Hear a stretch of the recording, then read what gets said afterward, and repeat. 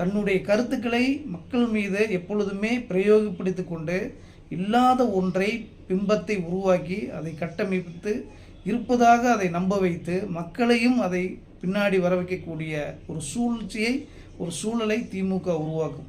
அதுதான் திமுகவுடைய அடிப்படை கொள்கையே.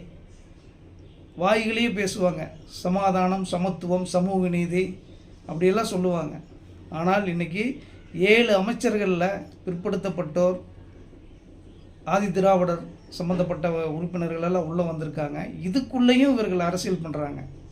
அதுலேயும் அங்கே பிரித்தாளக்கூடிய ஒரு சூழ்ச்சி பண்ணுறாங்க பாருங்கள். என்ன சொல்கிறாங்க, அவங்க ஐடி விங்கில் இருக்கக்கூடிய ஆட்கள், அவங்களுடைய பிறப்புகண்டா இந்த மாதிரி அவதூறு பரப்பக்கூடிய கைக்கூலிகள்லாம் இன்றைக்கி என்ன பரப்பிட்டு இருக்காங்க அப்படின்னா, அதில் ஒருத்தர் பல்லர், ஒருத்தர் சக்கிலியர், மற்றவங்கெல்லாம் தான் பறையர்கள். அப்போ பல்லர் பறையரை விட கீழே போயிட்டாங்களா, சக்கிலியர்கள் எவ்வளோ அதிகமாக இருக்காங்க. இப்படியெல்லாம் இவர்களுக்குள்ளேயே இந்த 7 பேர்த்துக்குள்ளே எவ்வளோ பிரிவினை ஏற்படுத்தணும், எப்படி துண்டாடி பிரித்தாளக்கூடிய சூழ்ச்சி பண்ணணும் அப்படிங்கிற வேலையெல்லாம் இன்றைக்கி திமுக பார்த்துட்ருக்கு. எது எப்படி இருந்தாலும் இதுக்கெல்லாம் காதில் வாங்கவே கூடாதுங்கிற ஒரு நிலையில் விஜய் அவருடைய வேலை செஞ்சிட்ருக்கார், தெளிவாக போயிட்டுருக்கார்.